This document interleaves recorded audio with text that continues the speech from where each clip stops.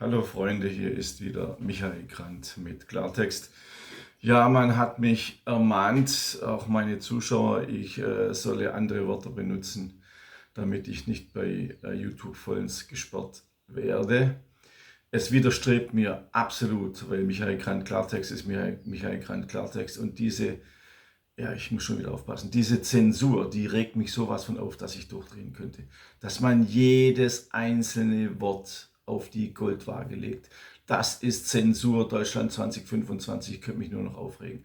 Also, ich möchte irgendwann YouTube verlassen. Bitte abonniert meinen Telegram-Kanal, das ist sehr wichtig, damit ich auf dem Telegram-Kanal ähnliche Abonnenten habe wie hier auf YouTube, weil ich lasse mich da nicht mehr erpressen. Ich will sagen können, was ich will, weil das bin ich, das ist mein Charakter. Heute zu einem Thema, schon allein, wenn ich den Titel aus dem Buch nennen würde, würde das YouTube-Video gesperrt. Deshalb muss ich auch wiederum aufpassen. Es geht um die Operation Gomorrah. So wurde die vieltägige Terrorbombardierung, jetzt habe ich es gesagt, und der Massenmord an deutschen Zivilisten durch Briten und Amerikaner genannt, der heute auf Wikipedia in unglaublich beschönigender Weise als Luftschlacht um Hamburg umgedeutet wird.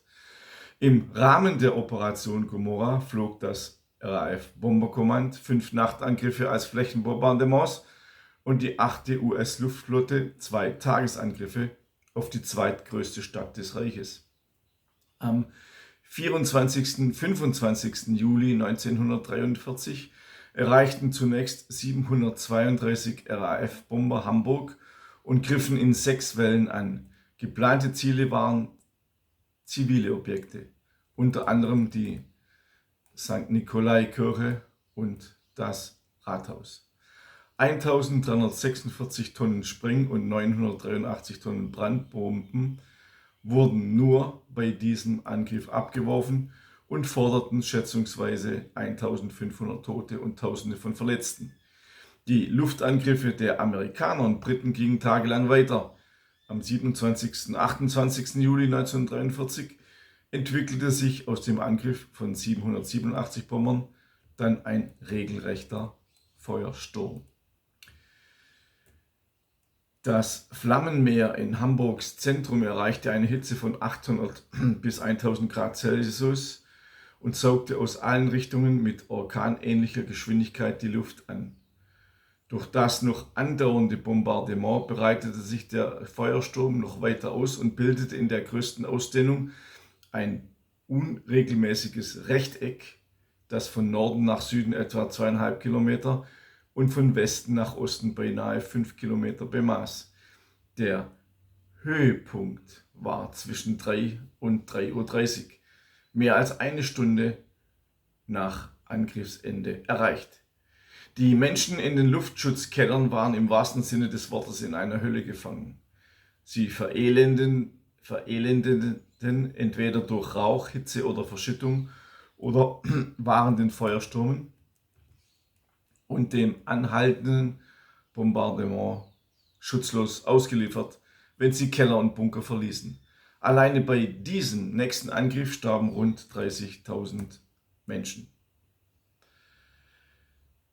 Normalerweise würde ich euch jetzt Zeitzeugen-Erlebnisse vorlesen, so wie vom Feuerwehrhauptmann Hans Brunswick, der Dienst hatte in dieser Nacht.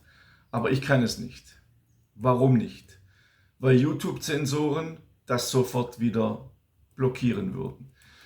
Diese Zeitzeugenberichte sind so dermaßen grausam und gnadenlos, dass sie nur in meinem Buch erwähnt werden können, in meinem neuen Buch, Deutschland muss vernichtet werden. Ihr seht es auch im Hintergrund. In diesem Buch schildere ich alles ohne Zensur, garantiert ohne Zensur. Jede Grausamkeit, die den Deutschen angetan wurden, ohne diese Zensoren. Wichtig in diesem Zusammenhang mit Hamburg ist allerdings zu erwähnen, dass die Briten und Amerikaner nicht nur Brand- und Sprengbomben sondern auch Phosphorbomben abwarfen. Und da gibt es wieder Zeitzeugenberichte, die ich jetzt nicht nennen kann, wie Phosphorbomben eigentlich gewirkt haben auf die Menschen. Das ist wiederum so grausam, dass man es hier wiederum nicht schildern kann. Es regt mich sowas von auf. Okay, die Menschen kamen zu Tausenden um. Zu Tausenden. Und die Anzahl der abgeworfenen Bomben auf Hamburg war Stabbrandbomben 3 Millionen. 3 Millionen. Phosphor- und Flüssigkeitsbrandbomben 80.000, Sprengbomben 25.000, Flüssigkeitsbrandbomben 5.000, Phosphorkanister 500 und Leuchtbomben 500. Zu den Bomben bemerkte der Historiker Cesasny, ich zitiere, als besonders gefährlich erwiesen sich diese Bomben bei direkten Verletzungen und Verbrennungen des menschlichen Körpers. Ich kann wiederum nicht alles zitieren. Es gab ein meist unheilbares, grausames Sichtum, an dem noch viele Jahre später Verletzte starben.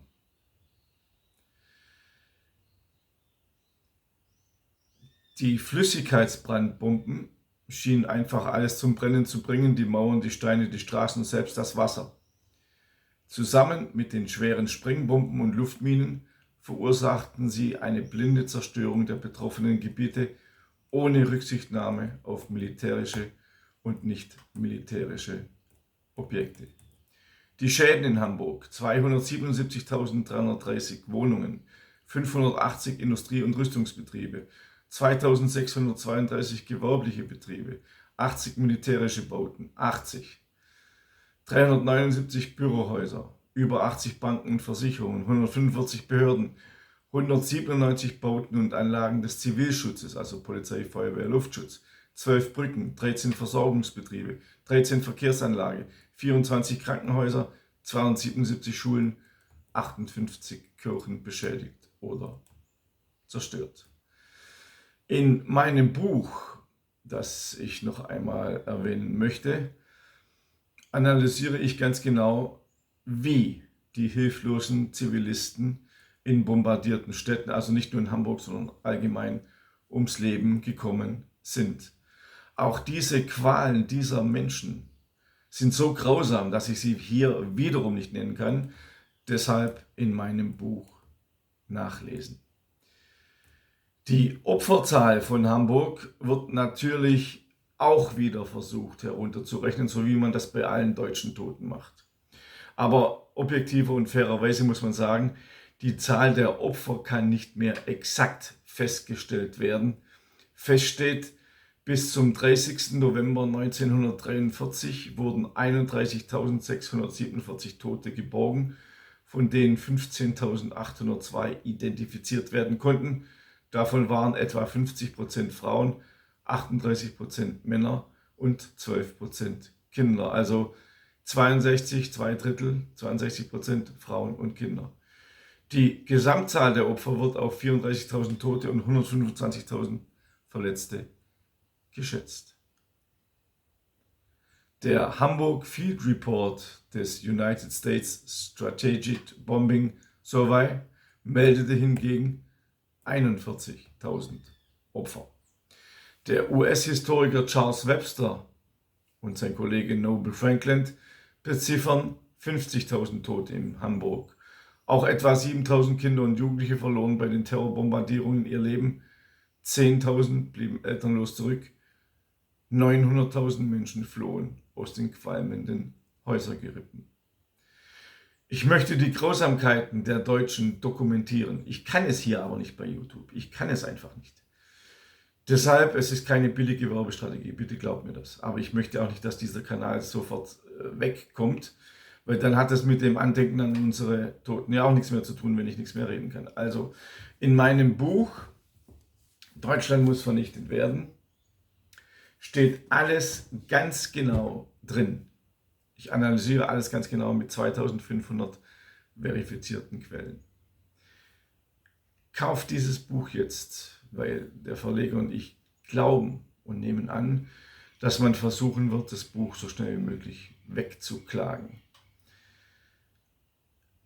Die Quellen sind sauber, aber man kann andere Sachen wegklagen, zum Beispiel das Titelbild oder den Titel oder was weiß ich. Obwohl der Titel ein Zitat ist von Kaufmann, der ein Buch geschrieben hat mit dem Titel Germany Must Perish. In diesem Zusammenhang möchte ich auch noch auf meine anderen Bücher hinweisen. Wie kam es überhaupt zu dem Krieg? Adolf Hitler, eine Korrektur, eine bisher sechsbändige Reihe, ich schreibe gerade am Band 7, analysiert alles ganz genau, wie es zu diesem Krieg kam.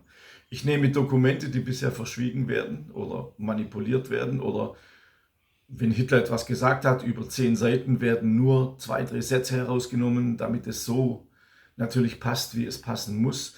In meinen Büchern ist das alles im Original zu lesen. Abonniert auch meinen Newsletter auf www.michaelgrant.de. Bleibt mir gewogen und ich verspreche euch, ich versuche wirklich so zu reden, dass ich nicht gespart werde. Bis zum nächsten Mal. Alles Gute, euer Michael Grant.